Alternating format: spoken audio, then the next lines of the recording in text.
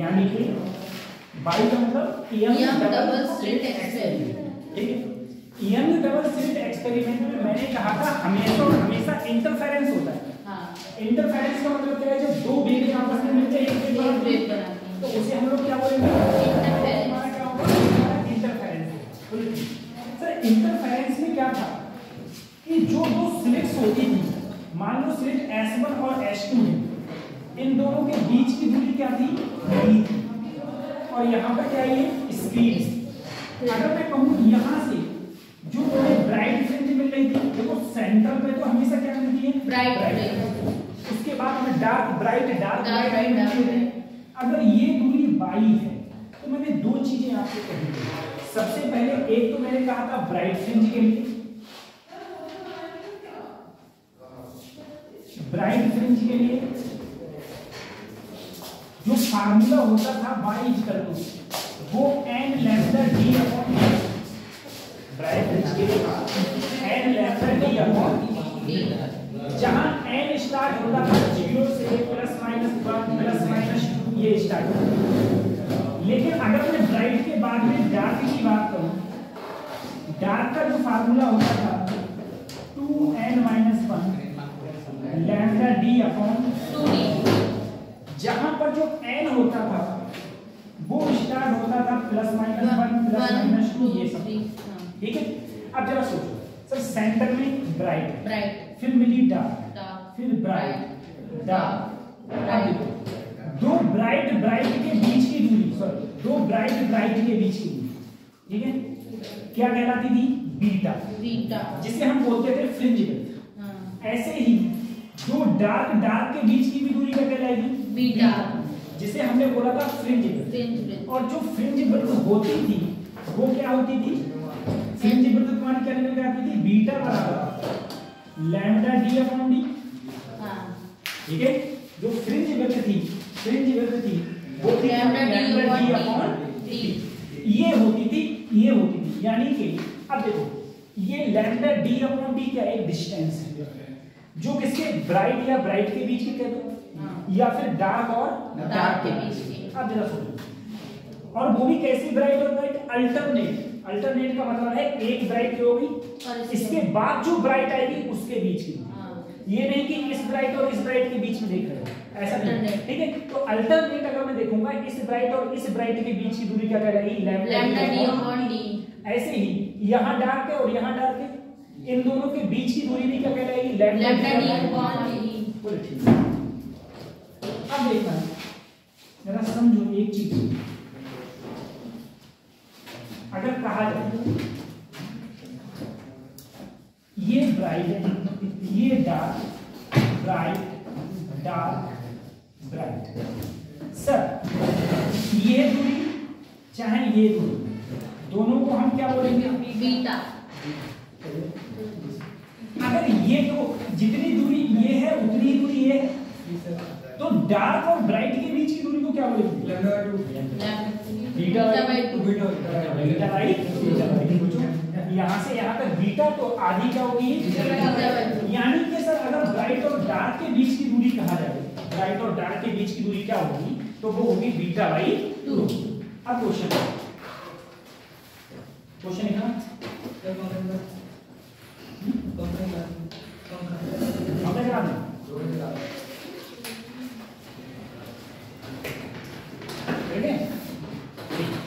अच्छा एक चीज और देखो, अगर मैं तुमको एक क्वेश्चन दूं, ऐसे तुमसे पूछूं, जैसे मान लो ऐसे ओरली क्वेश्चन, आपको ओरली क्वेश्चन बताना, मैंने कहा मेरे पास में ये स्लिट है और ये स्क्रीन है, तो बोले ठीक है, इस स्लिट और स्क्रीन के बीच की दूरी कैपिटल D, स्लिट्स के बीच की दूरी स्मॉल d, यही तो हो गया। एक बात समझ में नहीं आ रही है सर, अगर मैं यहाँ पर एक सोर्स लिया, वो भी कैसा सोर्स लिया, जिसकी लाइट है वो मान लो रेड है, पहला सोर्स रेड लिया, पहला सोर्स रेड लिया, तो यहाँ पर जो मुझे फ्रिंज विड्थ मिली वो क्या मिली, बीटा है। बीटा तो मिलेगी, कुछ ना कुछ फ्रिंज विड्थ मिलेगी। फिर मैंने रेड के बाद में येलो लिया, ठीक है। अब यहाँ पर जो फ्रिंज मुझे मिलेगी वो बीटा येलो, फिर मैंने क्या लिया, वायलेट लिया, फिर मुझे क्या मिलेगी, बीटा वन। अब तुम्हें बताना है 4 ऑप्शन अगर मैं दे दूंगा,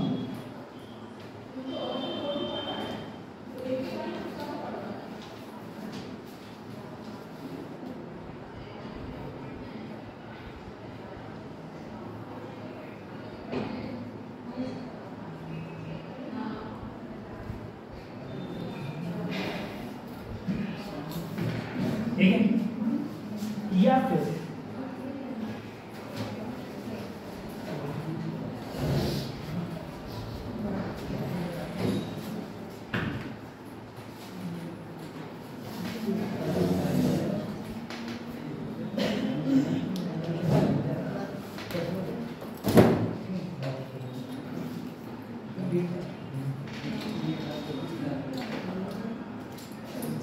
इनमें से कौन सा ऑप्शन है, ए बी सी डी। क्या पूछूं सर? मैंने तुमसे कहा पहले मैंने मोनोक्रोमेटिक सोर्स जो लिया वो क्या था, रेड, तो मुझे फ्रिंज विद बीटा मिली, फिर मैंने येलो लिया तो क्या मिली, बीटा वायलेट, फिर मैंने वायलेट लिया तो क्या मिली, बीटा वायलेट। बीटा मिली, ठीक है। तो इनमें से कौन सा ऑप्शन ठीक होगा, सेकंड वाला। देखो कैसे, सर मुझे बताओ सर, बीटा का फार्मूला जो होता था लैम्डा डी अपॉन डी, चाहिए हाँ। इन दोनों के बीच की दूरी नहीं बदली है, नहीं, ना ही सिर्फ के बीच की दूरी नहीं बदली, यानी कि beta is directly proportional to lambda, जिसका लैम्डा ज्यादा उसका बीटा भी ज्यादा। लैम्डा सबसे ज्यादा किसका होता है, रेड का ज्यादा होता है, फर्स्ट वाला पहले रेड हो जाएगा हाँ। और सबसे कम हो गया वायलेट का, तो सबसे कम बीटा किसका होगा, वायलेट का। और बीच में क्या आ गया, ये हो गया, ठीक है। ऐसे भी क्वेश्चन पूछे जा सकते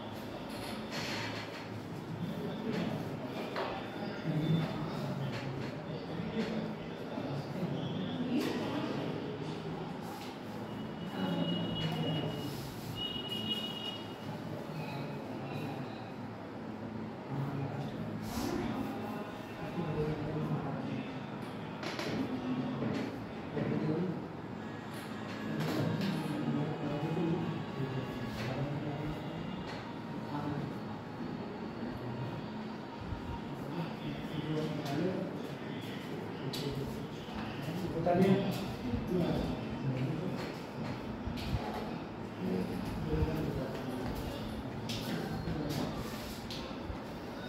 ठीक, क्वेश्चन लिखना, in young double slit experiment, ये लिख दो ना, in YDSE, in YDSE, green light lambda is equal to 5461 angstrom, 5461, green light 5461 angstrom is used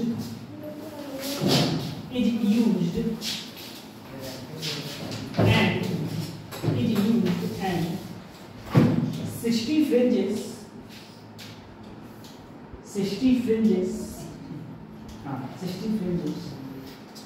were seen, were seen in the field in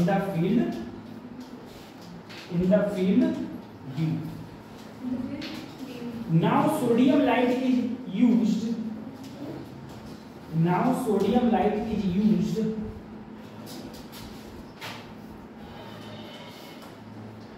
lambda equal to 5890 angstrom, 5890 angstrom. Then the number of fringe absorbed. Then the number of fringe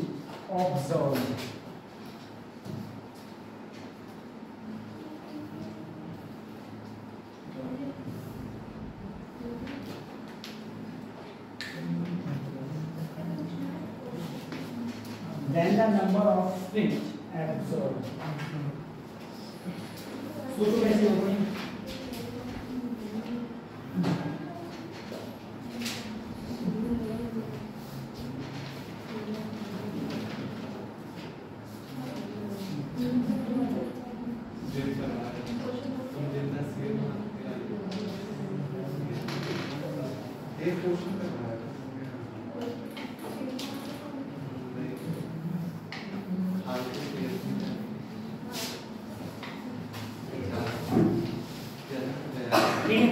अब देखो क्या कहा गया, तुमसे कहा गया है sir, अगर मैं देखूं मैंने तुमसे कहा क्वेश्चन कि पहले मेरे पास में मान लो कोई ये स्लिट है, ये स्क्रीन है, यहाँ मोनोक्रोमेटिक लाइट, पहले मेरे पास ग्रीन लाइट है, तो मुझे जो फ्रिंजेस मिल रही है वो कितनी मिल रही थी? 65 है ना? 60 है, तो कितनी मिल रही है मुझे? 60 फ्रिंजेस. 60 मिल रही. उसने कहा उसके बाद में मैं लैम्डा ये यूज करने लगा, तो मुझे कितनी मिलेगी? ये तो पूछा है. तो मैंने कहा देखो ये जो डिस्टेंस है उसी डिस्टेंस में ही तो पूछा है. डिस्टेंस तो सेम है. अगर डिस्टेंस सेम है, अगर मैं सिर्फ ब्राइट फ्रिंज के लिए लूं तो मैं जानता हूं y इक्वल टू क्या होता है? n lambda upon d. n lambda d upon d bright fringe के लिए होता है. अब सोचो सर, अगर मैं कहूं पहले मुझे n मतलब number of fringes n1, wavelength कौन से यूज करें? लैम्डा 1. दोनों के बीच की दूरी थोड़ी ना चेंज होगी, जो पहले है वही उसके बाद में इसी में कितनी मिलेगी? मान लो n2 मिले, ये हो गया लैम्डा 2, ये d अपॉन. देखो यहाँ पर ये दूरी तो बराबर है. बराबर है, अगर मैं इन दोनों को बराबर करूं तो ये सब कट जाएगा, खाली बचेगा n1 लैम्डा 1 बराबर n2 लैम्डा. अगर मुझे n2 निकालनी है तो n1 लैम्डा 1 अपॉन लैम्डा 2 करो. सर n1 है पहले 60 और लैम्डा 1 है पहले 54 अपॉन लैम्डा 2 क्या है? 5890. कटे जाएगा किसी से? देखो काट कूट के आंसर दो. एक बार मैं और बताता हूँ.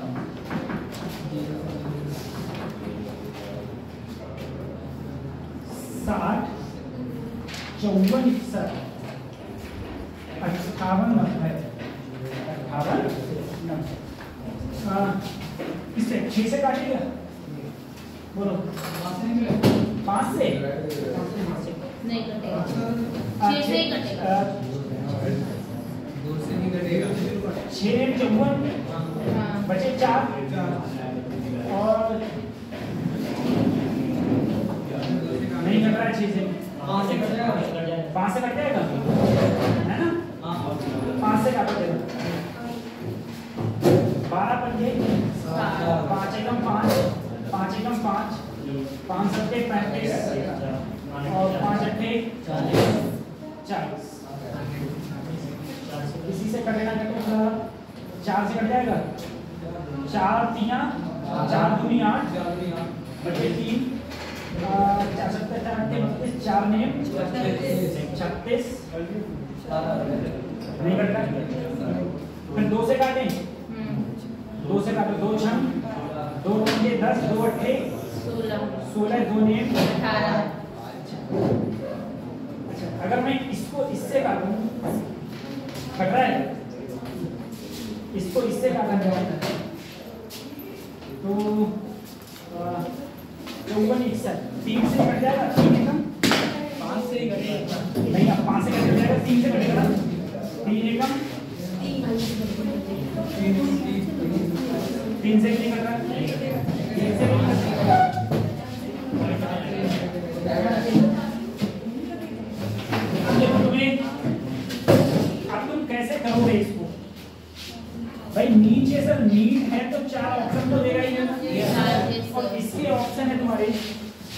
40, 60, 55, 50।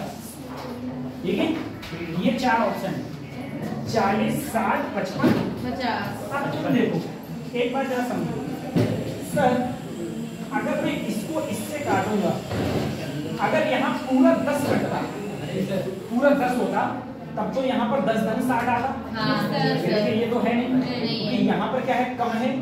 यहाँ देखो ये क्या है, वैल्यू कम है, ये वैल्यू कम है, और इतनी भी कम नहीं कि 40 पहुंच जाए। हाँ। तो ये दोनों तो हो ही नहीं सकते। अब इन दोनों की बात है, इन दोनों की बात है। अगर मैं इसको इससे काटूंगा, इसको इससे डिवाइड करूं, जैसे इसको अगर मैं इसको इससे डिवाइड करूं, मान लो ये 6 कर लिया और यहाँ कर लिया 5500, ठीक है, और यहाँ कर लिया मान लो 600 कर लिया। 6 से काटा कितना आया, 100। तो लगभग आंसर किसके करीब आ रहा है, 55 के करीब, यानी कि आंसर तो होगा सी। ठीक है, आंसर क्या कर दोगे तुम, सी ऑप्शन तुम्हारा इसमें ठीक है। मुझे बताओ बाईडीएससी में, चलो पहले ये समझो। देखो ये क्वेश्चन पहले क्या कह रहा था, मेरी बात समझने की कोशिश करो। तुम बोले सर बाईडीएससी क्या होता है, दो सिलिंडरों S1 और S2, दो सिलिंडरों दोनों के बीच की दूरी क्या हो, d। उसने कहा जब मैंने यहाँ पर ये वाला लैम्डा रखा, जिसे हम लैम्डा 1 बोलते हैं, दूसरे क्या बोलते हैं लैम्डा, जब मैंने लैम्डा 1 रखा तो मुझे कितनी फ्रिंजेस मिली, यानी कि ये दूरी। और जब मैंने लैम्डा 2 रखा तो कितनी मिलेंगी, लैम्डा 2 रखा तो कितनी मिलेंगी, इसकी बात आई कि लैम्डा 2 रखा तो कितनी मिलेंगी। तो कितनी मिलेंगी, तो सर देखो पहले मैंने कहा यहाँ से लेके यहाँ तक कुछ दूरी क्या मान ली, बाई की। अगर सर मैं ब्राइट फ्रिंज के लिए देखूं तो बाई बराबर n lambda d upon d। Sir number of fringes n1, wavelength lambda 1, दूरी d, स्लिट के बीच की दूरी स्मॉल d। अगर मैंने बाई 2 कहा, अब भी तो उसी बीच में पूछ रहा है, अगर उसी बीच में पूछ रहा है तो बाई तो सेम ही रहेगी। यहाँ पर स्लिट चेंज हो जाएंगी, लैम्डा चेंज हो गया, लेकिन ना तो ये दूरी चेंज होगी ना ही, बस उठा के आंसर कर दिए। अब मुझे तुम एक क्वेश्चन दो, मैं तुमसे कहूं बिग ग्योर में कितने कलर्स होते हैं, तुम बोले 7। मैंने कहा बिग ग्योर में यानी कि सातों कलर में, बिग ग्योर में यानी कि सातों कलर में किसकी फ्रिंज विड्थ सबसे ज्यादा होगी, किसकी फ्रिंज विड्थ सबसे ज्यादा होगी, सातों कलर में, 7 कलर में सबसे ज्यादा फ्रिंज विड्थ किसकी होगी। तो मैंने फ्रिंज विड्थ का फार्मूला क्या लिखवाया था, लैम्डा d अपॉन d। ये लैम्डा d अपॉन, सर इसमें पता कैसे करेंगे कि ब्राइट फ्रिंज के लिए पूछा है कि डार्क फ्रिंज। नहीं आप डार्क के लिए लगाओ तो भी आंसर ये आएगा, अच्छा, ब्राइट करोगे तब भी आंसर वही आएगा। ठीक है, दोनों से आएगा वही, लेकिन ब्राइट फ्रिंज सॉल्व करने में आसानी हो जाती है ना, इसीलिए तुमसे पूछा गया है कि मान लो बिग ग्योर में सबसे ज्यादा फ्रिंज विड्थ किसकी होती है, तो तुम्हें पता है बीटा बराबर लैम्डा d अपॉन d, जिसकी लैम्डा सबसे ज्यादा उसकी फ्रिंज विड्थ सबसे ज्यादा, तो सबसे ज्यादा किसकी होगी फ्रिंज विड्थ, रेड की, ठीक है, फिर उससे कम ऑरेंज, फिर येलो, फिर ग्रीन, उसके बाद ब्लू, उसके बाद इंडिगो, उसके बाद वायलेट। ठीक है, फ्रिंज विड्थ का ये पैटर्न तुम्हारा हो जाएगा।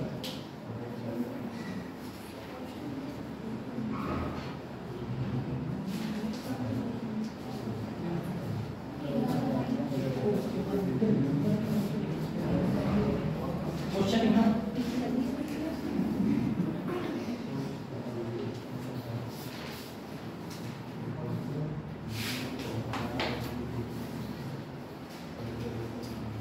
क्वेश्चन लिखो, fringe width of a, fringe width, question fringe width of a particular बाईडीएससी,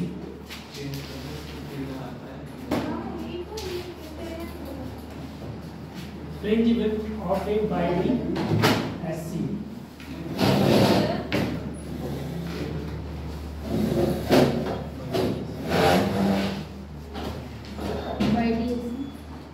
टूटी हुई है कुछ ये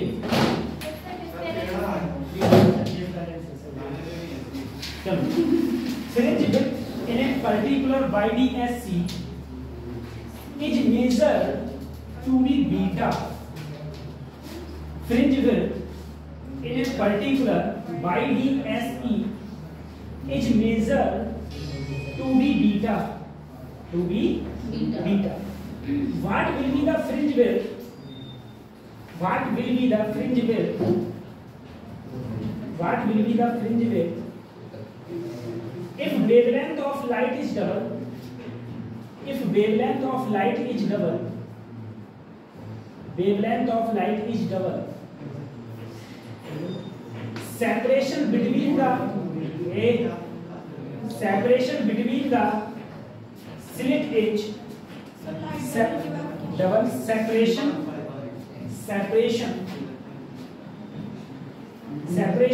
between the slit edge, halved, HALVED, halved मतलब आधा, halved मतलब क्या होता है आधा, halved, and separation between the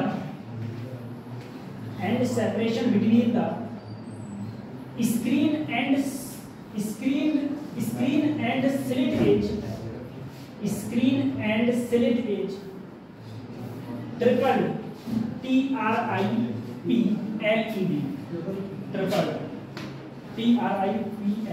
बस। अब तुमसे क्या कहा है?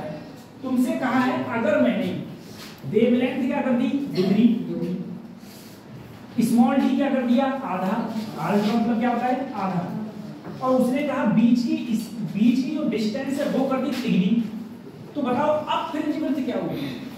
जरा सोचो सर। वैसे फ्रिंज विड्थ जो बीटा थी वो लैम्डा डी अपॉन डी थी सर, ये तो फार्मूला होगा। उसने कहा अगर मैंने नई फ्रिंज विड्थ क्या होगी, तो मैंने ये कर दिया। अब सोचो पहले जो वेवलेंथ थी वो कितनी थी लैम्डा, अब जो नई वेवलेंथ है वो पहले की क्या हो गई दुगनी, बीच की जो दूरी है वो पहले की क्या हो गई आधी, और जो डिस्टेंस है स्क्रीन और स्लिट के बीच में वो क्या हो गई ट्रिपल मतलब तिगनी। तो अब क्या हो जाएगी नई फ्रिंज विड्थ, तो बीटा डैश बराबर 2 लैम्डा 3d अपॉन dy 2 2 जा 4 3 जा 12, और लैम्डा डी अपॉन डी को तुम क्या लिख सकते हो बीटा, ठीक है। ये आंसर आ गया, बीटा डैश बराबर 12। नई फ्रिंज विड्थ क्या हो जाएगी अब 12 गुना ज्यादा हो जाएगी, कितने गुना ज्यादा 12 गुना ज्यादा हो जाएगी, पहले से 12 गुना ज्यादा हो जाएगी। अच्छा यूट्यूब में पेपर होगा तुम्हारी, तो वहां शिफ्ट होने वाले होंगे ड्रमंड में, कब से मंडे से। अच्छा मंडे से ड्रमंड में लगेगी क्लास।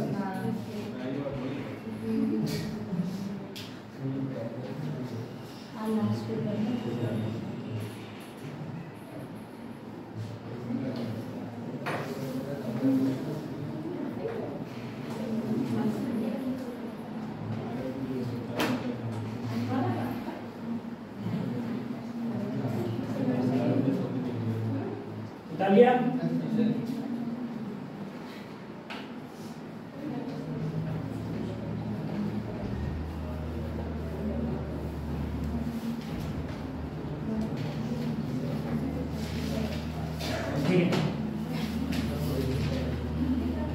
क्वेश्चन लिखना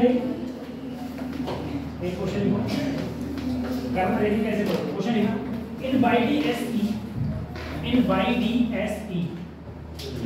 ये भी double click experiment in YDSE the two slits are separated by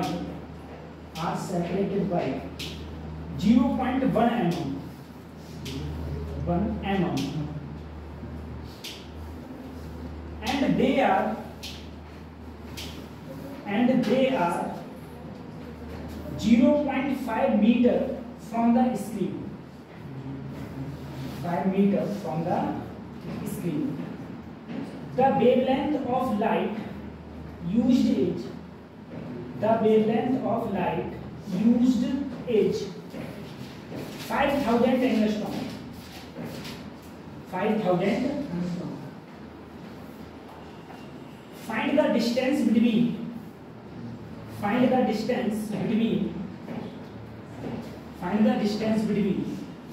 seventh maxima and 11th minima. 7th maxima and 11th minima on the screen.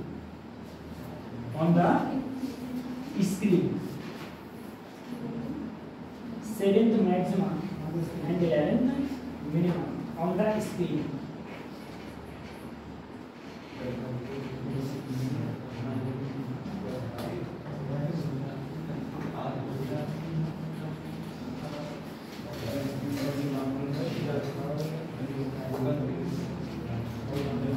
अब करो क्वेश्चन को, बातें करने लगे। फार्म सबके भर गया ना, क्योंकि आज 9 बजे तक लास्ट डेट है नीट की। नीट की लास्ट डेट आज 9 बजे तक है। आज 9 तारीख है ना, 9 तारीख के 9 बजे तक बढ़ सकती है। इसकी डेट नहीं बढ़ती है, बढ़ सकती है।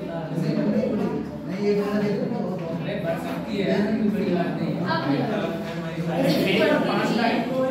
डेट कैसे बढ़ा देंगे? पेपर की तो छापना नहीं चाहिए। नीट का समझे? तो तुम्हारा भरा नहीं है क्या? भर गया। नहीं भरा तो चले जाओ, अभी भर के आओ। बस यहाँ बैठना चाहिए है ना? हेमंत का नहीं भरा गया। हेमंत का भरा रही है। हेमंत का नहीं भरा है। भरा है उसको। सबसे पहले भरा होगा फॉर्म। क्वेश्चन करो कैसे होगा ये वाला।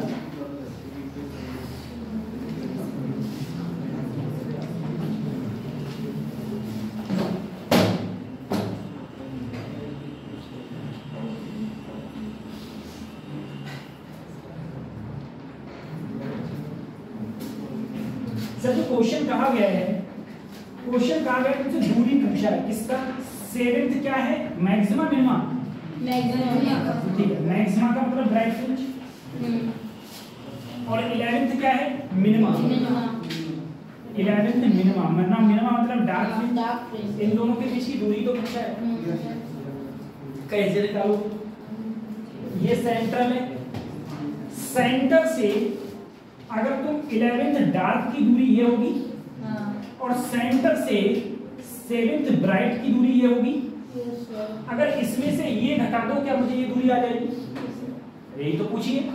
तुमसे क्या कहा है? 11th minima, 7th maxima. 7th maxima ये हो गया, 11th मिनिमा ये हो गया। इन दोनों के बीच की दूरी क्या है? तो क्या करोगे? सेंटर से यहां तक की दूरी बाई 11, लेकिन यहां क्या निकालोगे? डार्क के लिए। ब्राइट के लिए यहां से यहां निकाल दोगे। इसमें से ये सब्ट्रैक्ट कर दो, ये दूरी आ गई। लो कैसे? Sir by 11 minus by 7। Sir dark के लिए फार्मूला क्या होता है? 2n - 1 lambda d upon 2d। यही तो होता है। अच्छा, n की जगह क्या रखूं मैं? सोचो, यही होता है ना।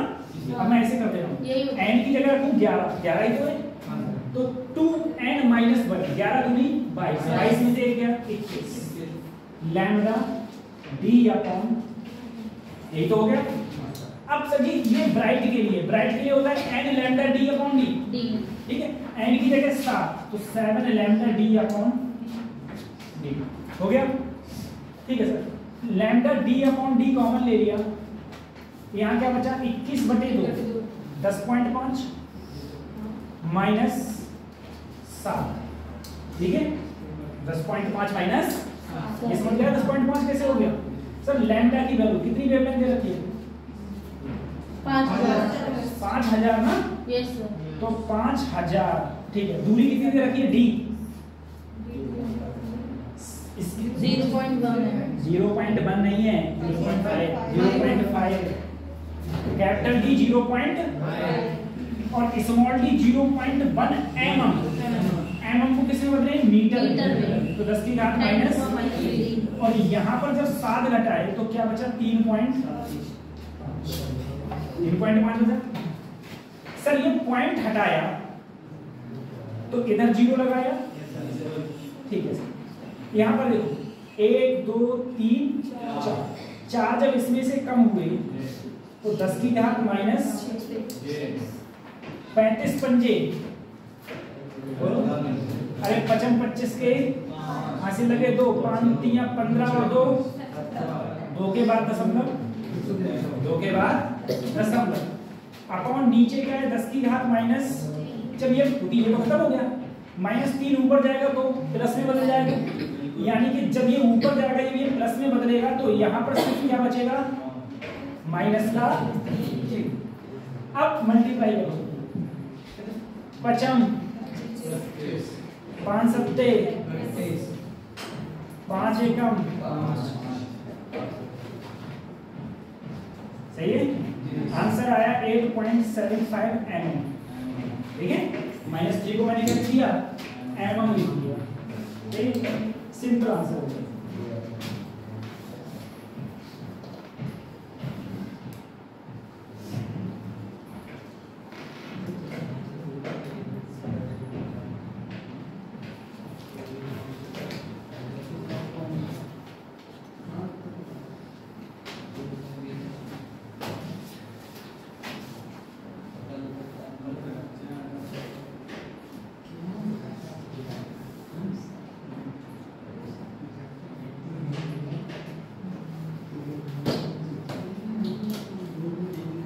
Angular width of fringe,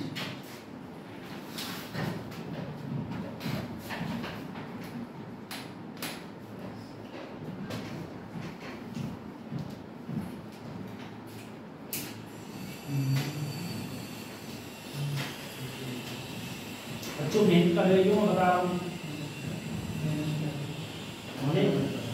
हाँ, ढंग से मेहनत कर लो, बस एक बार मेहनत कर लो, जिंदगी सुधर जाएगी। मैं सही बता रहा हूँ, ना तो अपने बच्चों को सरकारी नौकरी भेजोगे, कौन डॉक्टर भेजता है बताओ? एक भी एमबीबीएस डॉक्टर बताओ जिसका बच्चा पुलिस में काम कर रहा हो, बताओ तो। एक भी एमबीबीएस डॉक्टर बताओ जिसका बच्चा 13 तक का काम कर रहा हो, पुलिस में हो, ऐसा ही हो, क्या करता है? कौन सी नौकरी कर रहा है? वो ऑफिसर रैंक को होगा ऑफिसर रैंक तो नहीं होगा ना। हाँ, मैं छोटी मोटी नौकरी की बात कर रहा हूँ, और वो भी एक एक्सेप्शन की जैसा निकल आया वो बता दे।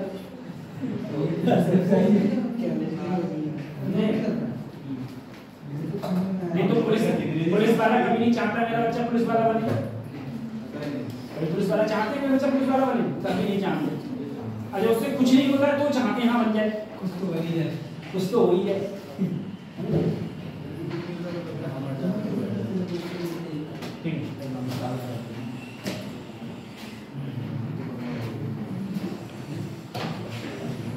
किसी बंदे से पूछे तुम नौकरी क्यों कर रहे हो, तो सीधे सीधे कहेगा कि वो मुझे शौक था। अरे शौक वो कुछ नहीं था, वो कहेंगे मुझे शौक है। कोई बंदा कहे तुम्हें क्या काम कर रहे हो, बोले कलर की जॉब है गवर्नमेंट, बोले ठीक है, बोले कलर की जॉब क्यों कर रहे हो, बोले शौक है सर मुझे इसलिए मैं कर रहा हूँ। तो मुझसे कहो ठीक है तुम्हें 50 लाख रुपए महीने देंगे, नौकरी छोड़ दो, तुरंत छोड़ देगा। बोले आप अपना शौक कहाँ गया? तो सब आदमी काम किसके लिए कर रहा है? पैसा, ठीक है। और डॉक्टरी लाइन में इतना पैसा है, इतना पैसा है, मतलब जिधर हाथ खोलो उधर पैसा है, जिधर हाथ बढ़ाओ उधर पैसा है। पैसे कितने कर रहे हैं, लेकिन स्टार्टिंग में मेहनत मांगता है ना वैसे।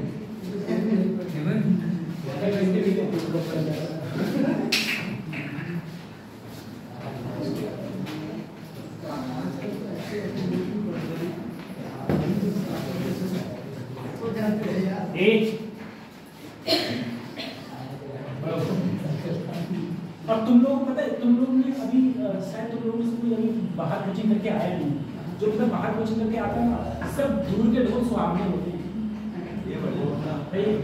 सब दूर के ढोल सुहावने होते हैं।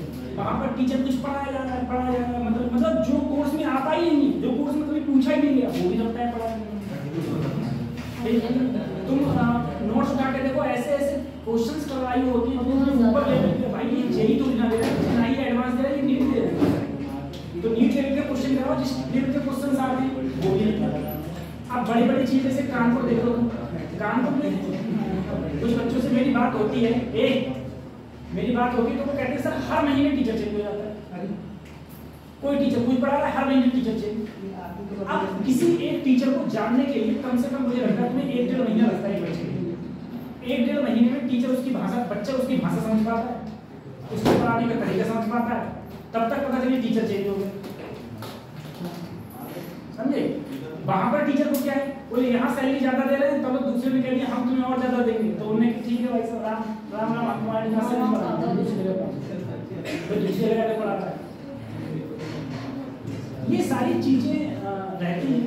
और दूसरी, आप कभी बड़े शहरों में जाओ, वहां पर देखोगे ना कि भीड़ ज्यादा है, घर वालों के पास पैसा बहुत है, घर वाले पैसा अगर नहीं भी है, बेचारा बाप गांव में खा जाके या खेत या शहर में छोटे मोटा काम कर रहा है, उसने लड़का भेजा है डॉक्टर बनने के लिए, बड़े शहर में भेज दिया, अब वो जितना पैसा मांगता है उतना पैसा दे रहा है, वहां पर दोस्तों की संगत है बहुत अच्छी, ठीक है, वो मस्त घूम रहे हैं आराम से, कोई मतलब ही नहीं किसी प्रकार से, समझे? 1 साल हो गई, बस जब रिजल्ट आता है तभी तो 4 दिन का रोना होता है बस का, फिर उसके बाद फिर वहीं पहुंच गए, तो उनकी बुढ़ इतनी तकलीफ हो जाती है कि वो वहां के एक प्रकार से डॉन बन जाते हैं, हर गली गली में जानती है। एक बार मैं गया हुआ था कानपुर, एक जाने वाला था मेरा, तो उसका 1 साल हो गया था, तो दूसरी साल मतलब कई साल हो गए थे उसको, तो मैं गया था उसके साथ में, तो वहां जो बंदा मिल रहा था वो कह रहा था भाई फिर से आ गए तुम? बोले हाँ, दोबारा। बोले ठीक है। ये चीज है, पूरी पंचवर्षीय योजना बना देते हैं बच्चे, समझे? और घर वालों से पूछो, घर वाले कितने मेहनत करके बेचारे पैसा भेजते हैं, और वो अच्छा लगता है। बात ये है, अभी पढ़ने बैठो तो तुम्हें अच्छा नहीं लगेगा, और अभी कोई कहे चलो घूमने चल रहे तो बहुत अच्छा लगेगा, पढ़ने बैठो तो बहुत बुरा लगेगा। अभी चाची तुम्हारी दूसरी को बुराई कर रही है तो गट से उनके पास बैठ जाओ तो अच्छा बुराई है। ये चीज, इन सब चीजों को आपको मैनेज तो करना ही पड़ेगा। हम बात कर रहे हैं fringe width, angular fringe width. जरा सोचा जाए सर, ये मेरे पास में मान लो स्क्रीन है, ये स्क्रीन है, अब इस स्क्रीन पे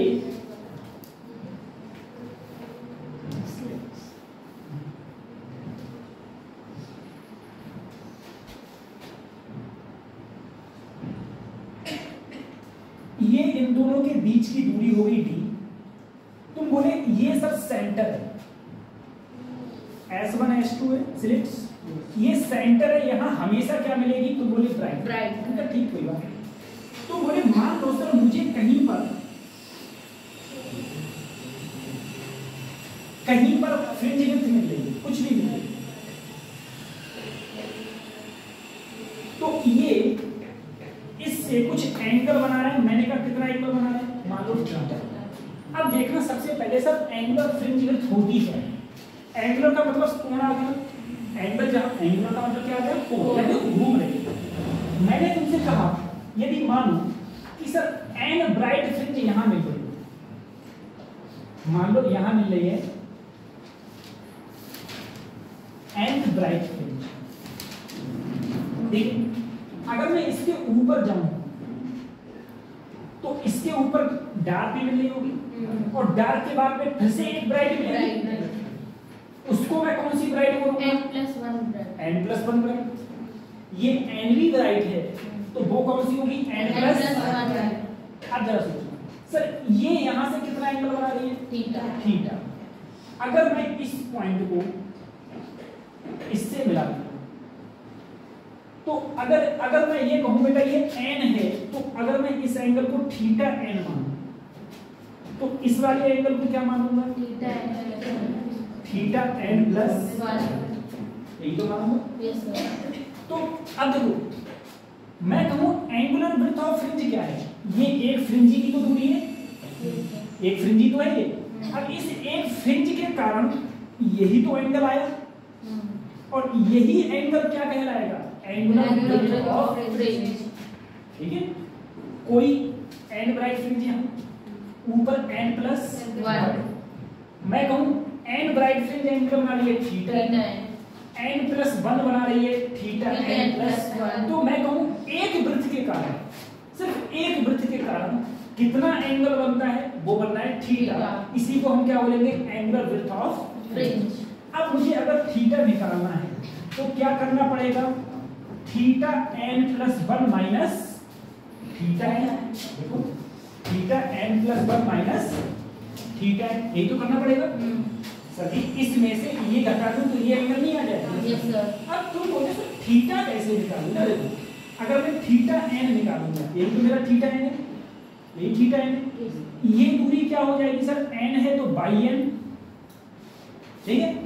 अगर मैं कहूँ थीटा के सामने वाला लंब और ये हो गया आधा, अगर मैं तुमसे कहूँ tan थीटा n लंब बटे आधा, लंब बटे लंब हो गया बाई n, आधार हो गया d, यही तो आधार है। अगर मैं कहूँ एंगल बहुत छोटा है तो तुम बोले थीटा n बराबर बाई n अपॉन d लिख दो, मैंने कहा ठीक।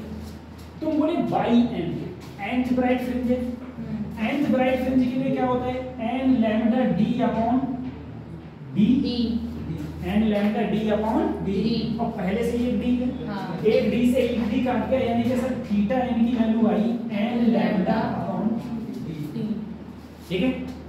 अगर मैं कहूँ ये एंगल क्या है, थीटा n प्लस 1, अगर मैं ऐसे ही इसमें कहूँ tan थीटा n प्लस 1 क्या होगा, तो तुम बोले बाई n प्लस 1 अपॉन, यही तो होगा। Yes sir.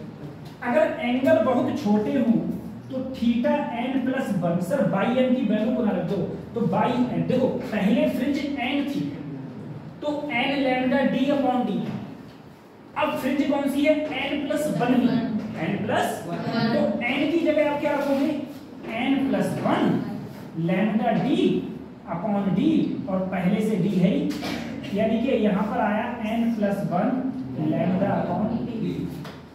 अब मैं अगर थीटा निकालूं सर, तो सबसे पहले n plus 1 lambda upon d में से सब्ट्रैक्ट करूंगा n लैम्डा अपॉन d, इसके अंदर मल्टीप्लाई कर लूं, मल्टीप्लाई करूंगा sir n lambda upon d plus lambda upon d, cut गया, यानी कि जो एंगुलर फ्रिंज विड्थ आई वो कितनी आई, theta equal to lambda upon, सही है सर। फ्रिंज विड्थ का फार्मूला क्या होता है, lambda D upon D, lambda D upon D. Angular fringe width का फार्मूला क्या होता है, लैम्डा अपॉन डी, जहां डी क्या होता है, स्लिट्स के बीच की दूरी, स्लिट्स के बीच की दूरी, और लैम्डा तो वेवलेंथ होगी, लैम्डा क्या हो गया, वेवलेंथ। इसको उतारना फिर एक रिलेशन होता है,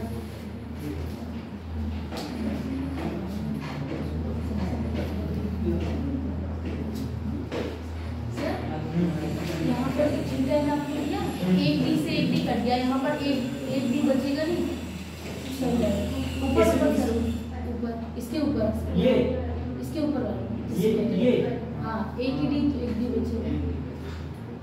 कौन सा लिखा चाहिए, ये लिखा हुआ तो है, सही तो है,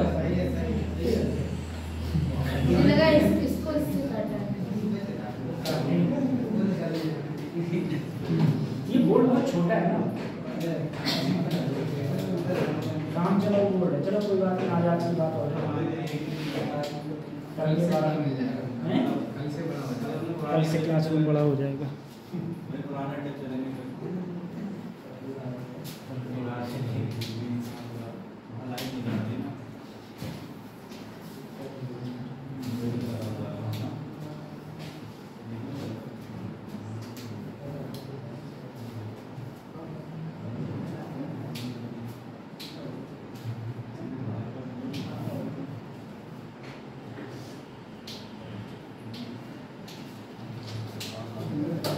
और आने वाले टाइम में डॉक्टरों की बहुत बड़ी कमी होने वाली है,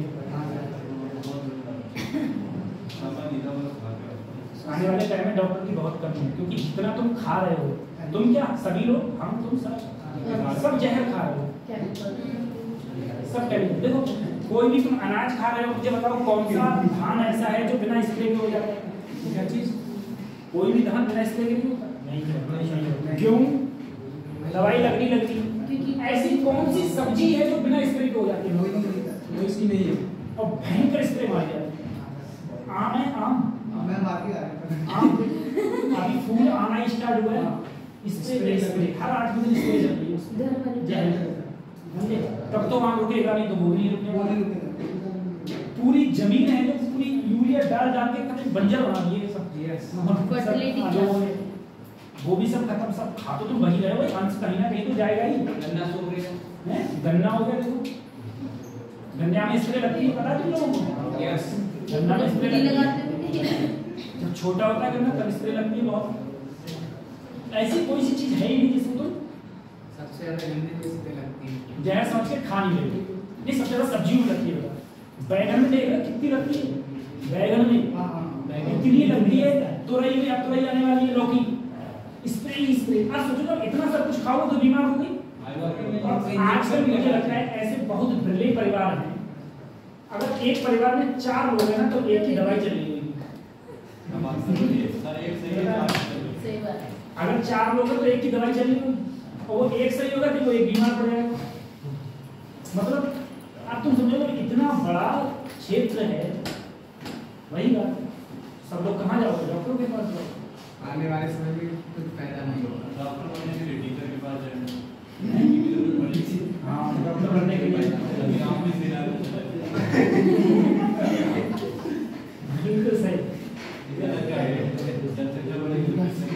हमारे पास 2 ऑप्शन थे आफ्टर आईआईटी, या तो हम केमिस्ट्री पढ़ाते या हम फिजिक्स पढ़ाते।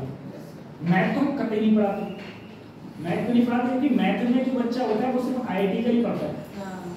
फिजिक्स और केमिस्ट्री नीड नहीं पढ़ता है, बायोलॉजी नहीं पढ़ता है, तो वहीं पर स्टूडेंटों की संख्या आधी होगी। तो हमने कहा फिजिक्स ज़्यादा अच्छा है, इसमें थोड़ा डिफिकल्टीज होती है स्टूडेंट हो गया। फिजिक्स हर कोई पढ़ा नहीं, जिसके टीचर नहीं पढ़ा। एक नहीं, मैं सही बता रहा हूँ, एक बरेली की बहुत जानी मानी कोचिंग है, नाम नहीं लूंगा उसका।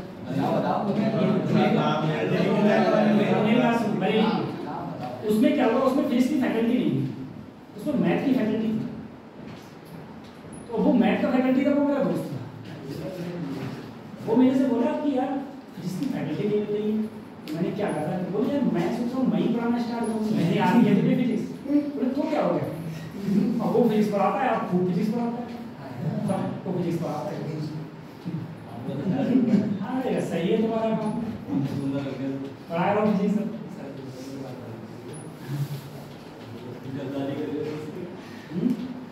आपको बताया था? अरे ये क्या था आप आए? नहीं, हम जाते ही ना।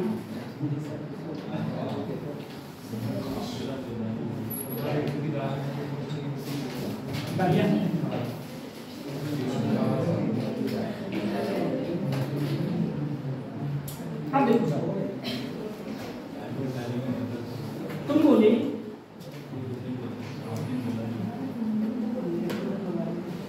नहीं, ऐसा काफी बार होता है। एक तो बच्चे कुछ गार्जियन होते हैं वो सर पागल समझते हैं टीचर के लिए। एक बंदा आया कह रहा तुम्हें पता है उस कोचिंग में तो इतनी फीस मांग रहे थे, किससे बताओ? हाँ, तुम्हारी किससे बात हुई थी? उन्होंने कहा उससे बात हुई थी। उन्होंने कितनी मांगी थी तुमने? मैंने तुरंत उसको फोन लगाया, मैंने कहा ये क्या कह से बात करी जरा। वो बंदा कभी चुप हो गया जरा। मैंने कहा तुम कभी टीचरों को बेवकूफ समझते हो क्या? ऐसे वाले ऐसे महान लोग आते हैं। एक बंदा आया मेरे से कह रहा है कि तुमने कौन सी ब्रांच थी? मैंने कहा मेरी ये थी आईआईटी धनबाद में। वो कह रहा है ये ब्रांच तो आईआईटी धनबाद में है ही नहीं। मैंने कहा भाई तूने बहुत अच्छी बात बताई है, अब मैं आईआईटी पर केस डालूंगा। उन्होंने मुझे पढ़ाते रहे इतने सालों तक यही चीजें, और वो ब्रांच ही नहीं है वहाँ पर। तो वही बात है, एक सही महान। चलो अब हम लोग बात करें सर फ्रिंज ब्रिज की। अगर मैं थीटा की बात करूं तो थीटा क्या होता है? तुम बोले लैम्डा डी अपॉन डी, ये एंगुलर फ्रिंज ब्रिज है। ये क्या है? Angular fringe. अगर मैं बीटा की बात करूं तो तुम बोले सर बीटा बराबर लैम्डा डी अपॉन डी होता है, यही तो होता है। ठीक, तुम बोले लैम्डा डी अपॉन डी की जगह क्या रख दो सर? थीटा क्या रख दो, थीटा। सही है। देखो लैम्डा अपॉन डी की जगह क्या रख दिया, थीटा। अब ये रिलेशन, इस रिलेशन को बोलना चाहो तो थीटा बराबर, चाहो तो तुम बीटा अपॉन डी बोल दो, जहां बीटा क्या है, fringe width,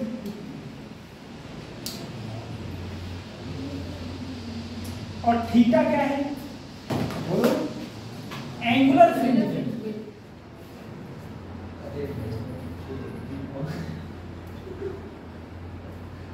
angular fringe width, और डी क्या है, स्लिट और स्क्रीन के बीच की डिस्टेंस।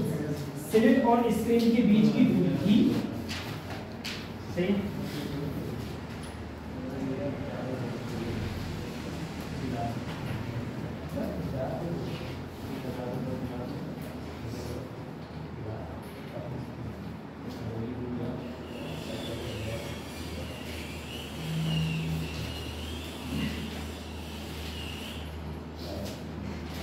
हो गया। क्वेश्चन लिखो, क्वेश्चन लिखो। In YDSE, in YDSE separation between slit as, separation between slit, जैसे ही सेपरेशन बिटवीन स्लिट आया समझो स्मॉल डी है, ठीक है, slit as 1 mm, comma distance of screen, comma distance of screen from slit edge, from slit edge 2 meter, 2 meter. If wavelength of incident light edge, if wavelength of incident light edge 500 nanometer, 500 incident light edge 500 nanometer, determine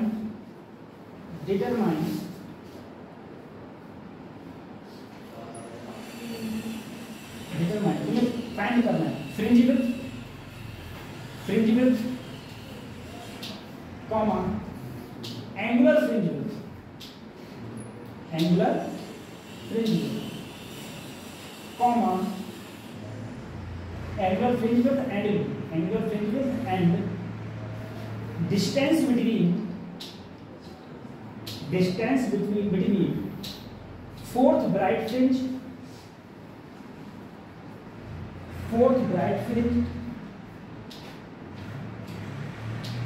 and third dark fringe, fourth bright fringe and third dark fringe.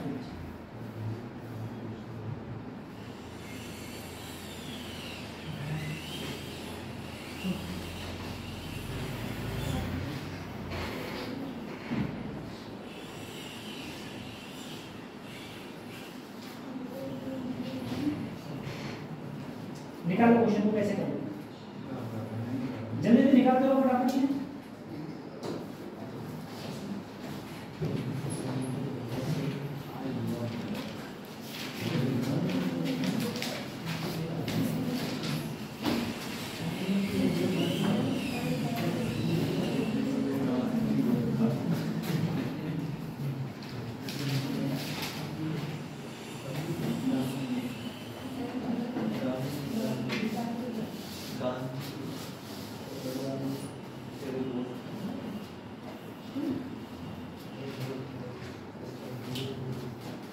सबसे पहले तुम बताओ fringe width का formula क्या होता है,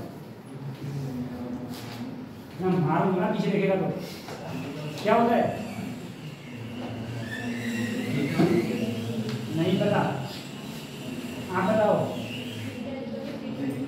beta equal to theta into B, lambda के term में क्या होता है,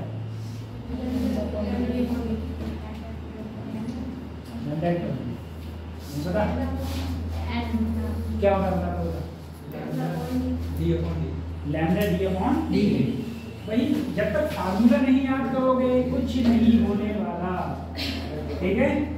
लैम्डा कितनी है 500 नैनोमीटर माइनस 9, बीच की दूरी 2 मीटर, स्लिट्स के बीच की दूरी कितनी है? 1 mm है ना? mm का मतलब हो गया -3 ऊपर जाएगा किसका हो जाएगा? प्लस का। सर 510 की घात -6 गुणा ये हो गया 1000 गुणा 10 की घात, ठीक है। चाहो तो 1000 माइक्रोमीटर, सही है। 10 की घात 6 को क्या लिखोगे? माइक्रोमीटर। या फिर 3 खत्म करोगे तो 1 गुणा 10 की घात -3 बचेगा। इसको क्या लिख सकते हो? 1 mm, ठीक है, 1 mm। अगर माइक्रो में आंसर है तो ये हो जाएगा, mm में है तो ये आंसर हो जाएगा। उसके बाद में क्या पूछा है? थीटा। थीटा बराबर क्या होता है sir? Lambda upon small D. 510 की घात -9, 1 गुणा 10 की घात -3, तो ये आ गया 500 10 की घात -6, 10 की घात -6, या तो 500 माइक्रोमीटर लिखो या फिर 0.5 mm लिखो, ठीक है।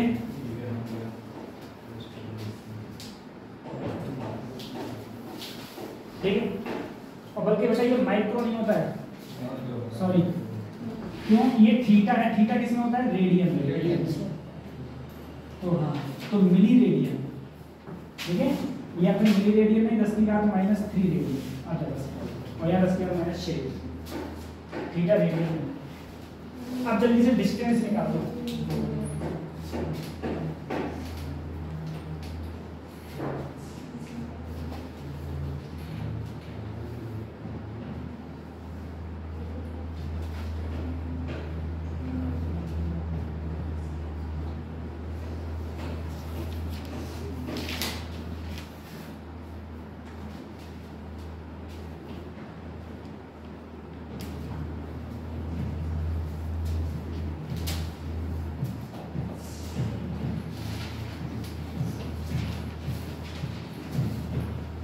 जल्दी से डिस्टेंस निकालो, डिस्टेंस निकालो।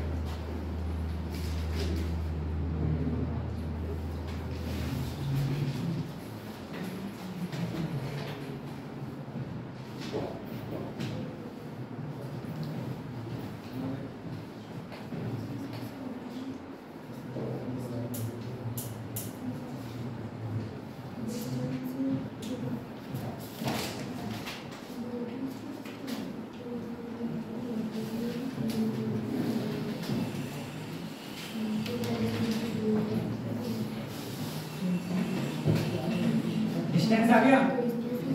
किस किस के बीच पूछा डिस्टेंस?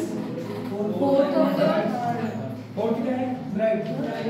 फोर्थ ब्राइट और क्या है? Third dark. Fourth bright, third. अरे देखो, पहली ब्राइट, दूसरी ब्राइट, तीसरी ब्राइट, चौथी ब्राइट। पहली, दूसरी, तीसरी, चौथी। डार्क देखो, पहली डार्क, दूसरी डार्क, तीसरी dark.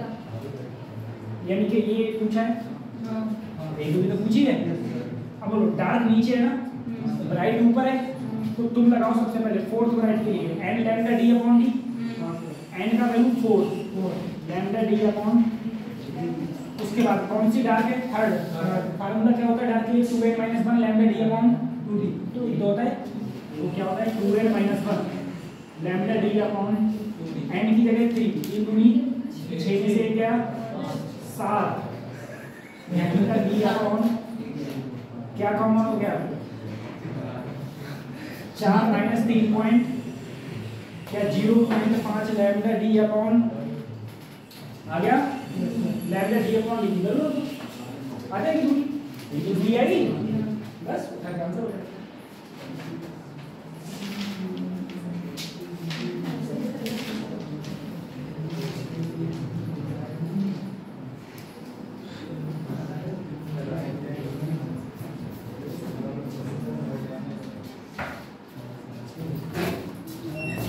Intensity of the fringes.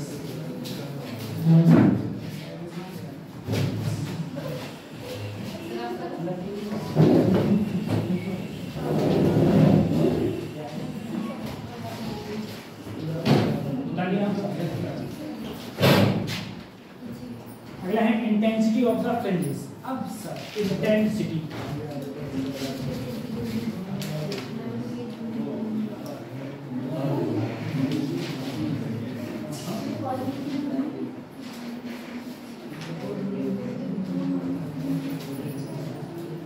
देखो इंटेंसिटी का मतलब क्या होता है, इंटेंसिटी का मतलब होता है चमकीलापन। अगर मैं कहूँ डार्क फ्रिंज, डार्क फ्रिंज का मतलब है कि वहां अंधेरा हो, ब्राइट फ्रिंज का मतलब है वहां पर क्या हो, उजाला हो, यही तो होगा, डार्क और ब्राइट हो। अगर इंटेंसिटी की बात आई तो सर इंटेंसिटी का कुछ फार्मूला होता था, आई बराबर I1 plus 2 under root I1 I2, ये पढ़ा, ये तो पढ़ा है। अगर मैं ये कहूँ मैक्सिमम इंटेंसिटी,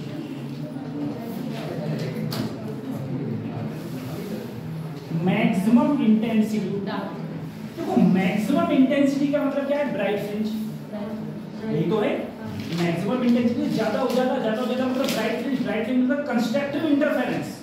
और कंस्ट्रक्टिव इंटरफेरेंस के लिए तुम्हें पता है फेज डिफरेंस क्या होता था सर, जीरो। क्या होता है, जीरो, यही तो होता है। और तुम्हें मैंने इंटरफेरेंस में लिखवाया है क्या, कि हमेशा जो वहां से इंटेंसिटी चलेगी, मतलब यहाँ यही तो स्लिट्स होती थी, यहाँ पर जो इंटेंसिटी, वेवलेंथ भी क्या रहेगी दोनों की सेम, और इंटेंसिटी भी दोनों की क्या रहेगी सेम। यानी कि इंटरफेरेंस तभी होगा, ध्यान करना, ऐसा नहीं है कि सर यहाँ पर इंटेंसिटी ज्यादा हो यहाँ कम हो, इंटरफेरेंस हो जाएगा, नहीं होगा। इंटरफेरेंस की शर्त ही एक थी कि दोनों की इंटेंसिटी बराबर हो, पहली चीज। दूसरी चीज दोनों की वेवलेंथ क्या हो, बराबर हो, तभी इंटरफेरेंस होता था, अदरवाइज नहीं होता। तो उसका मतलब ये है सर कि मेरा I1 किसके बराबर है, और जो मैंने बराबर मान लिया I0, इसका मतलब मैं I1 की जगह I0, I2 की जगह भी I0, यहाँ भी I0, यहाँ भी I0, यहाँ cos 0, cos 0 की वैल्यू क्या होती है 1। तो ये कुछ बचा 2I0,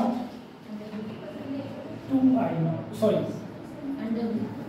2I0 तो गया, देखो I0 का स्क्वायर से अंडर रूट गया, ये तो cos 1 हो गया, ये क्या हो गया 1।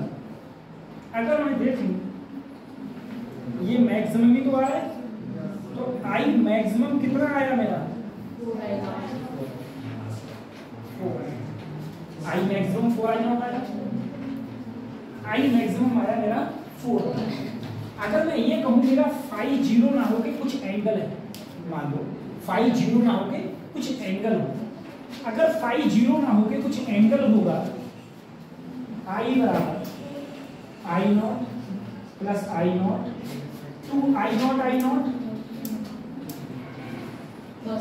और यहाँ क्या हो गया सर, ये हो गया 2I0, ये हो गया 2I0। अगर मैं इन दोनों में 2I0 कॉमन लिया तो 1 प्लस कॉस, ऐसा फार्मूला रखो कॉस का जिससे कि ये वाला 1 कट जाए। कॉस के 3 फार्मूले लिखवाए थे ना, ठीक है, कॉस के 3 फार्मूले लिखवाए थे। तो 1 किससे कटेगा,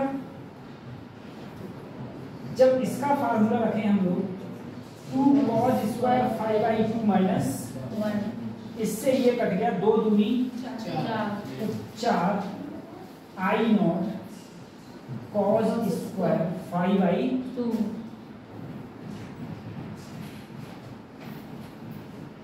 ये ठीक है 4I0 cos स्क्वायर 5/2, ठीक है।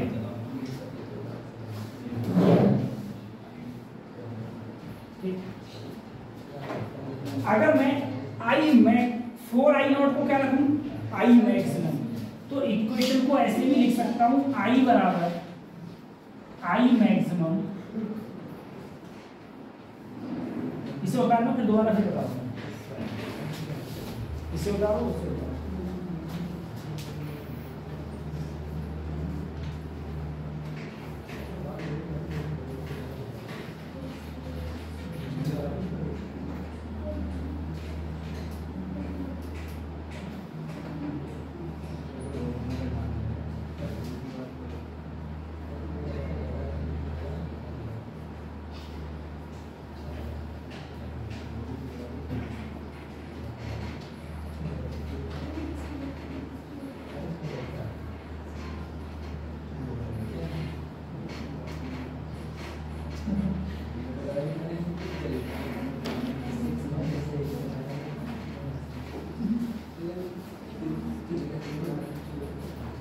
बता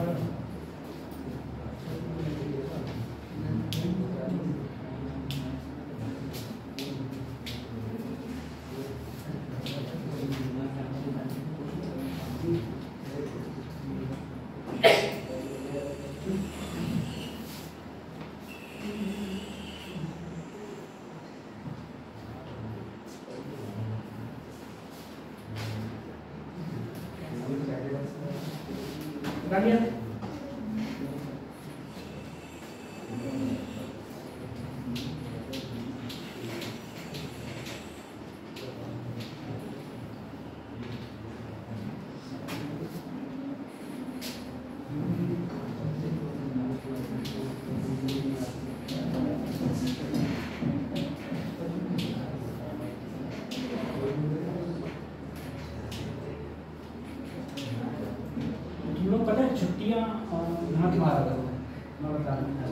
छुट्टियां नहीं मानना चाहिए कभी भी, किसी कीमत पे छुट्टी नहीं मानना चाहिए। तुम ये बताओ, मैं तुम्हें इतने दिनों से पढ़ा रहा हूँ, जिस दिन मेरी क्लास होती है उस दिन मैं पढ़ाता रहूँ, मेरी एक भी छुट्टी नहीं मिली है, मैंने छुट्टी करी है। हाँ, जब मेरी क्लास नहीं होती है तो मैं नहीं आता हूँ, वो बात अलग है।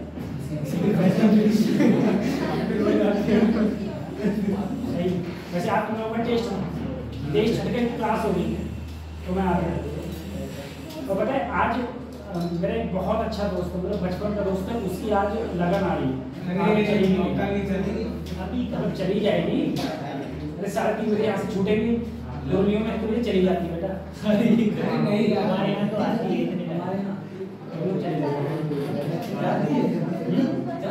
गर्मियों में वापस गर्मियों में आ जाती है, 2 बजे 2-2:30 बजे तक आ जाती है।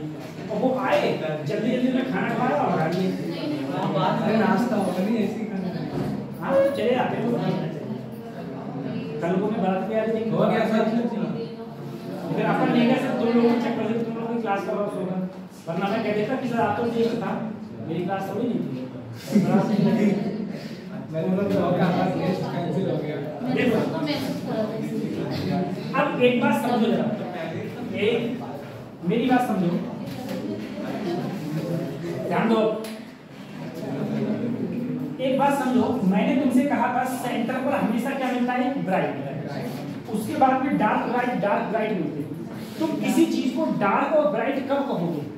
उसकी इंटेंसिटी के पर्पस। अगर यहीं पर लाइट की इंटेंसिटी खत्म हो जाए, मतलब लाइट आना ही बंद हो जाए, तो तुम कहोगे ये रूम क्या बन जाएगा? Dark room. ठीक है, डार्क रूम देखा है? कुछ एक्सपेरिमेंट होते हैं डार्क रूम में, जैसे ये जो एक्सपेरिमेंट है ना भाई, ये डार्क रूम का एक्सपेरिमेंट है। उस डार्क रूम में इतना डार्क होता है कि तुम अपना ऐसे हाथ देखो, तुमको तुम्हारा हाथ ही भी दिखेगा, इतना डार्क होता है। डार्क रूम बनाए जाते हैं बड़ी बड़ी यूनिवर्सिटीज में, जगह डार्क रूम होता है, यहाँ पर लैब में वर्क होता है, काम होता है, वो डार्क रूम में ही काम होता है। ठीक है, आराम से किसी को मारो कितना एक पता है ना भाई। अब जरा समझो सर, मैंने कहा इंटेंसिटी, अगर यहाँ लाइट होगी तो तुम कहोगे सर ये ब्राइट है, और लाइट नहीं होगी तो क्या कहोगे? डार्क। सिंपल सी। मैंने कहा इंटेंसिटी का जो फार्मूला था वो ये था, और इंटरफेरेंस के लिए मैंने कहा था I1 I2 दोनों क्या होंगी? बराबर। तुम बोले अगर दोनों बराबर होंगी, और अगर मैं मैक्सिमम इंटेंसिटी की बात कहूँ तो एंगल मेरा कितना होना चाहिए? 0। अगर मैक्सिमम इंटेंसिटी की बात आती तो एंगल क्या होगा? 0। अब सर अगर एंगल 0 होगा और ये बराबर होंगी तो देखो I1 की जगह मैंने I0 कर दिया, यहाँ भी I0, तो यहाँ पर 2 यहाँ पर क्या हो गया? ये cos 0 की वैल्यू सर मेरी क्या हो गई? 1 हो गई। तो मेरा ये बचा 2I0 और 2I0। ये क्या है? ये मैक्सिमम इंटेंसिटी के लिए, यानी कि जो मेरी मैक्सिमम इंटेंसिटी आई है वो मैक्सिमम इंटेंसिटी क्या आई है? 4I0। यही तो आई है। लेकिन अगर मैं ये कहूं बेटा कि मान लो कि सर ये तो मैक्सिमम इंटेंसिटी के लिए था, मैक्सिमम इंटेंसिटी के लिए फाई की वैल्यू क्या थी? 0। अगर मैं कहूं कि मान लो मेरा फाई कुछ ना कुछ हो, अगर फाई कुछ ना कुछ होगा तो इंटेंसिटी में देखो यहाँ पर ये रखूंगा फार्मूला I0, तुम क्या बोले? 2I0, और यहाँ से गायब हुआ तो क्या बचा? 2I0 कॉमन लिया। अब देखो कॉस यहाँ पर है cos फाई, ठीक है, मैं तुम्हें पहले भी बता चुका हूँ cos फाई के 3 फार्मूला होते हैं। पहला फार्मूला क्या होता है? cos square theta minus sin square theta. दूसरा क्या होता है 1 माइनस sin स्क्वायर थीटा। ठीक, एक अब इसमें वो फार्मूला हमें लगाना पड़ता है जिससे तुम्हारा 1 कट जाए। तो यहाँ 1 किससे कटेगा, जब cos फाई की जगह क्या लगाऊंगा 2 cos square phi by 2 minus cancel out होगा और ये तुम्हारा आया 4i not cos square phi by 2। एक तो बात समझ। अब मैं चाहूं तो सर देखो ये i नॉट ये मैक्सिमम ही तो दिखा रहा है, इसका मतलब सर i बराबर i मैक्सिमम क्या हो गया cos स्क्वायर फाई बाई 2। अब ये वाली जो इक्वेशन है ये इंपॉर्टेंट है और तुम्हें याद करनी है। अब ये तो मैंने किसके लिए बोली थी, मैक्सिमम इंटेंसिटी के लिए। अगर मैं मिनिमम इंटेंसिटी की बात करूं, मिनिमम का मतलब क्या हो गया, डार्क की बात करूं, बोलो मिनिमम इंटेंसिटी यानी कि किसकी बात कर रहा हूं मैं, डार्क। मुझे कोई बच्चा ये बता दे सर डार्क फ्रिंज के लिए फाई की वैल्यू कितनी है, डार्क फ्रिंज के लिए। डार्क का मतलब क्या है, एक ऐसे चल रही है तो दूसरी कैसे चलेगी, ऐसे चलेगी, जस्ट अपोजिट चलेगी, जस्ट अपोजिट चले यानी कि फाई की वैल्यू क्या होनी चाहिए 180 होनी चाहिए। अगर फाई की वैल्यू मैं 180 रखूंगा और मैं आई का फार्मूला जानता हूं, आई बराबर सर क्या था, आई मैक्सिमम cos स्क्वायर 180 बटे 2 यानी कि cos 90 यानी कि cos 90 की वैल्यू 0 यानी कि 0 का स्क्वायर भी 0 यानी कि सर तुम्हारा जो आई मिनिमम आएगी वो कितनी आ जाएगी 0। ठीक है। हाँ। आई मैक्सिमम कितनी आई थी सर 4i नॉट और आई मिनिमम क्या आई है 0।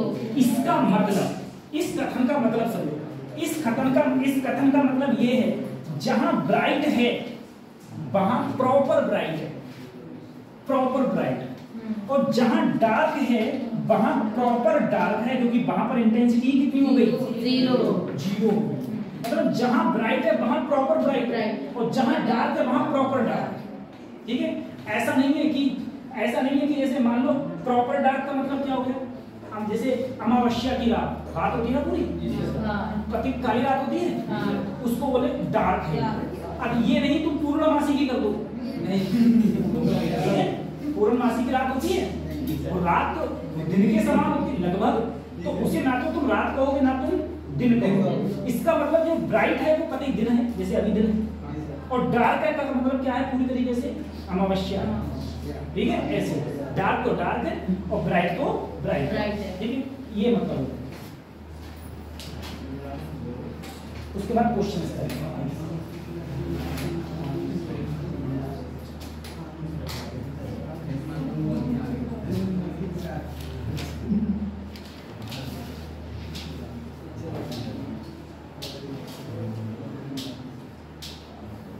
ठीक है, उसके बाद क्वेश्चंस करेंगे। लिखिए क्वेश्चन लिखना, maximum intensity in YDSE, maximum intensity in YDSE, maximum intensity in YDSE is I not, कितनी है I not. Find the intensity at A point, find the intensity at A point on the screen, on the screen where the phase difference, where the phase difference, where the phase difference is pi by 3, is pi by 3। अब सोचो sir maximum intensity कितनी है I not, phase difference कितना दे रखा है pi by 3। तुमसे वहां पर इंटेंसिटी पूछी है जब फेज डिफरेंस कितना है पाई बाई 3। अब तुम क्या बोले, तो बोले कोई दिक्कत नहीं है सर, इंटेंसिटी का फार्मूला ही क्या होता है I maximum into cos square pi by. ठीक है सर, आई मैक्सिमम कितनी दे रखी है आई नॉट, फेज डिफरेंस कितना है पाई बाई 3 और उसका बटे 2 करोगे तो क्या आएगा पाई बाई 6, तो यहाँ पाई बाई 6 हो जाएगा। ठीक है, पाई बाई 6, पाई का मतलब 180, 180 को 6 से भाग दोगे 6 3 18 30, और तुम्हें पता है cos 30 की वैल्यू होती है √3/2, √3/2, और उसका जब स्क्वायर करूंगा तो √3 का 3 और 2 का क्या हो जाएगा 4, यानी कि इंटेंसिटी, मैक्सिमम इंटेंसिटी की कितनी होगी 3I0/4, ठीक है, या 3/4 टाइम्स कम होगी ये।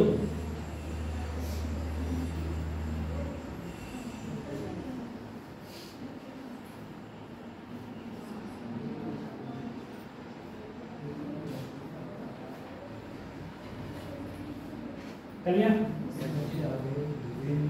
उसके बाद में इसी में लिखना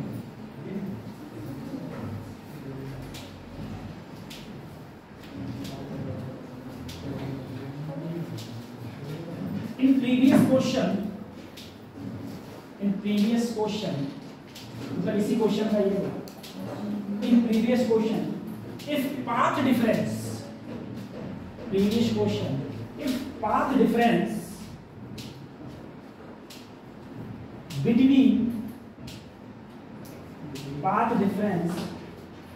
between them is λ/4, path difference between is λ/4, यदि पाथ डिफरेंस क्या हो λ/4 तब इंटेंसिटी क्या होगी, तो फार्मूला तो यही रहेगा सर, फार्मूला यही रहेगा।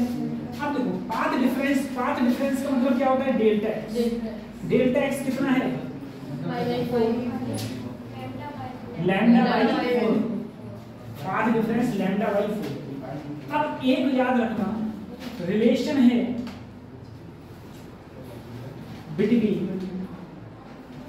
फेज डिफरेंस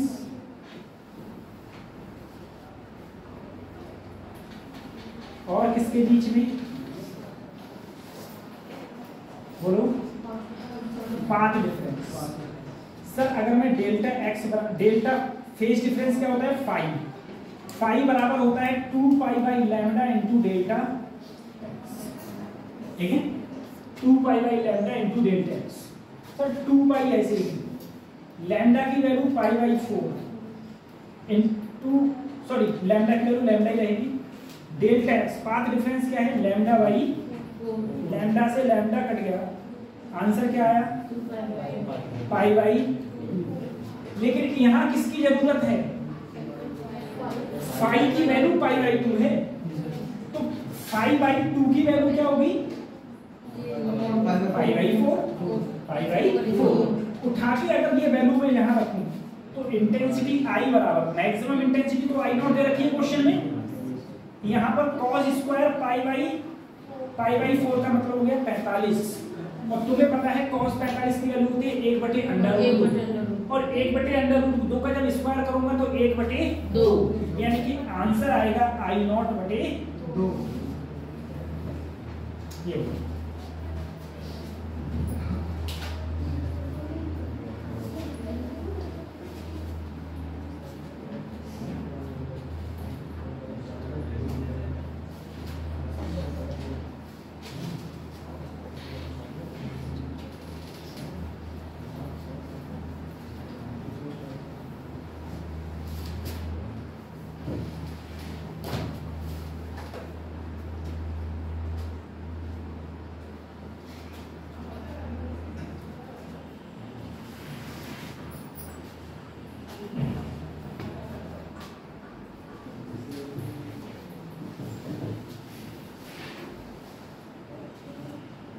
ठीक है,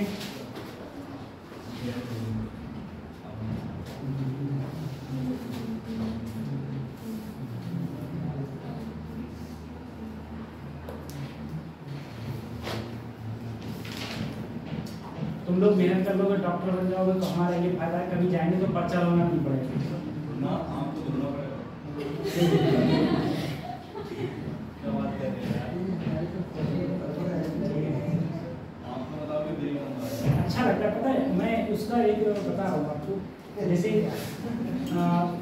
मैंने कहा मेरी स्कूलिंग SKIC से श्री कृष्णा इंटरकॉलेज नवाबगंज, उस कॉलेज में करीबन 150 से ऊपर MBBS है उस कॉलेज से, मतलब उस कॉलेज से इतना MBBS इतना पूरे पीलीभीत से नहीं, पूरी पीलीभीत से ईसर को दूसर को सब मिला दो करते।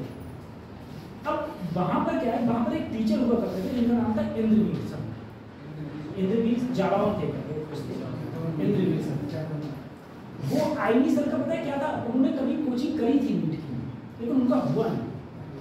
जब उनका नहीं हुआ तो इनके मन में एक खसक रह गई कि यार मेरा नहीं हुआ।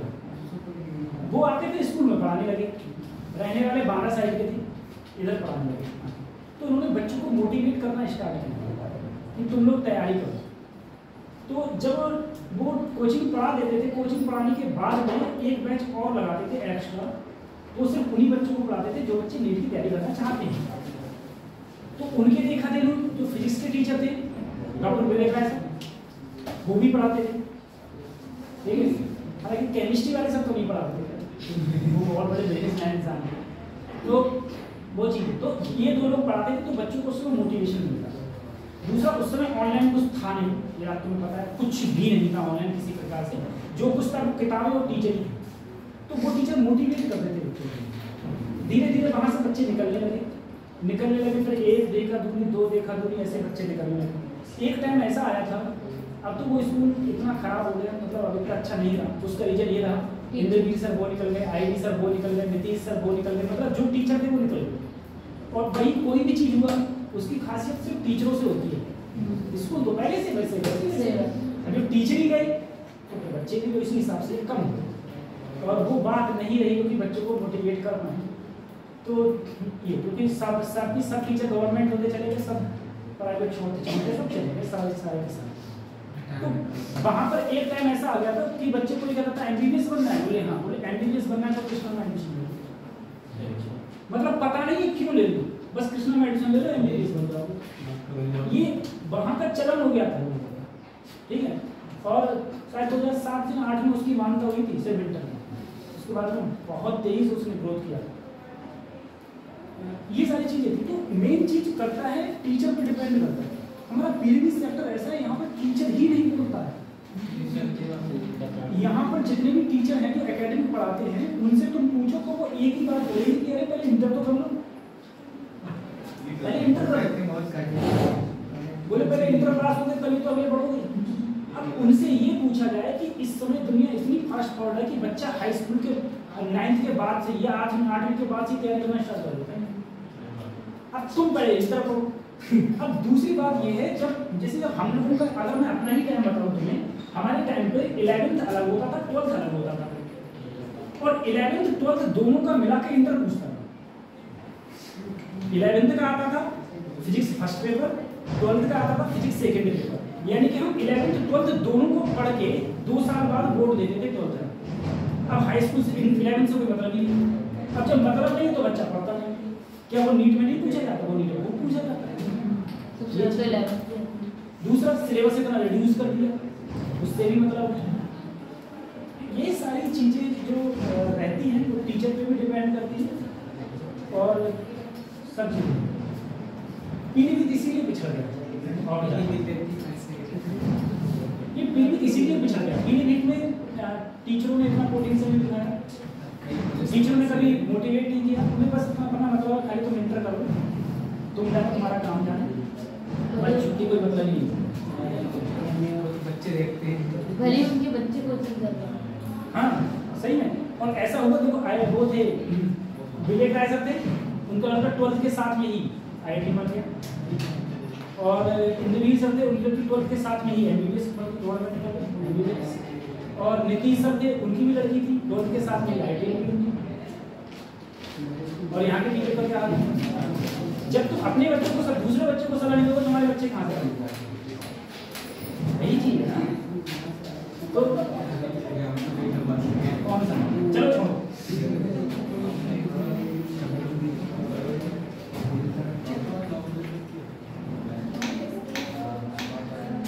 एक बात जरा सोचो, सर प्रकाश है, देखो लाइट है, लाइट किधर जा रही है? आराम से, ठीक है। लाइट यहां से यहां जा रही है। अब मैंने एक ग्लास स्लैब रख दिया जिसकी कुछ ना कुछ थिकनेस है, जो कितनी है? T। अब एक रे है वो इस ग्लास स्लैब से निकली, एक रे ग्लास स्लैब से मुझे बताओ, मैं कहूं 1 सेकंड में, देखो मैंने यहाँ से डिस्टेंस नापना मान लो स्टार्ट किया, 1 सेकंड में इनमें से ये फर्स्ट रे है, ये सेकंड रे है, और तुम्हें पता है रे की जो स्पीड होती है वो कितनी होती है? 3 × 10⁸ मीटर पर सेकंड। मैं तुमसे कहूँ पहली रे 1 सेकंड की बात करूँ, मान लो मात्र 1 सेकंड की बात करूँ, 1 सेकंड में पहली रे ज्यादा डिस्टेंस ट्रेवल करेगी कि दूसरी? फर्स्ट। ये दोनों बराबर करेंगे।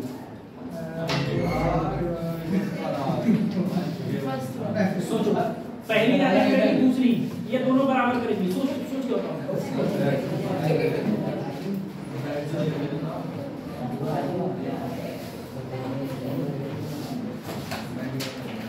कौन सी ज्यादा डिस्टेंस ट्रेवल करेगी? पहली ज्यादा डिस्टेंस। उसका रीजन क्यों है? सर एयर है, बाहर तो एयर है, मैं कोई दिक्कत नहीं, लेकिन जैसे ही ये इस मीडियम में गई तुरंत इसकी स्पीड क्या हो गई? कम हो जाती है। स्पीड क्या हो गई? जब स्पीड ही कम हो गई तो डिस्टेंस अपने आप से क्या हो जाएगी? ठीक है, इसीलिए ये ज्यादा डिस्टेंस ट्रेवल करेगी एज कंपेयर टू इस, और दोनों के बीच में कुछ ना कुछ पाथ डिफरेंस होगा। जो पाथ डिफरेंस का फार्मूला आएगा वो क्या आएगा? μ - 1 × t। पाथ डिफरेंस कितना पाथ डिफरेंस होगा? तो देखो ये वाली कितनी ज्यादा चलेगी? तो μ - 1 × t। तुमसे कहेगा ये कितना कम चलेगी? μ - 1 × कितना कम चलेगी? ठीक है, μ - 1 × t। t क्या है सर? थिकनेस। जो ग्लास स्लैब है उसकी क्या है? थिकनेस। म्यू क्या है? Refractive index. जो मैंने ग्लास स्लैब लिया है उसका रिफ्रैक्टिव इंडेक्स क्या है तुम्हारा? म्यू।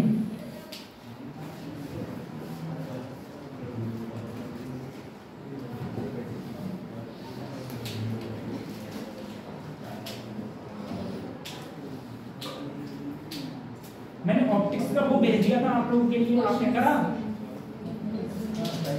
जिसमें ऑप्टिक्स थी और शायद मैग्नेटिक थी, और उसके बाद में ऑप्टिकल इंस्ट्रूमेंट भी थे। करे नहीं करे? कुछ तो एक पता नहीं भेजे भी थे।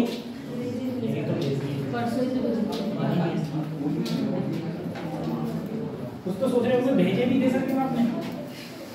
ठीक है, तो वही है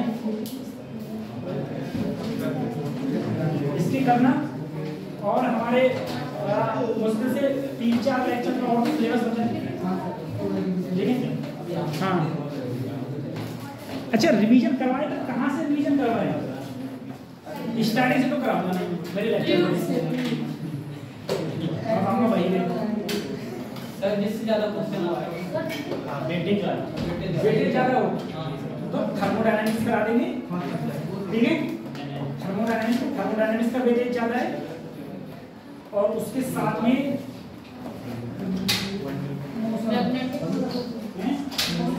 मोशन नहीं, मोशन इसलिए सर वो मोशन वीडियो वाली को देख लो गाड़ी। उसके बाद में मॉडर्न एक बार और करा देंगे। ठीक है, चलो इतना सब कुछ, इतना रिवीजन करवा देंगे।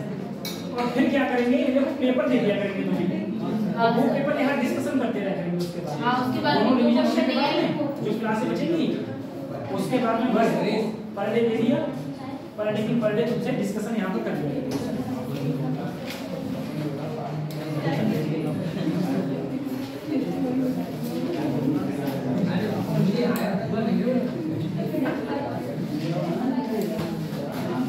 तैयार करके लाना ये सब। अब हमारी कहाँ ड्रमंड में क्लास होगी?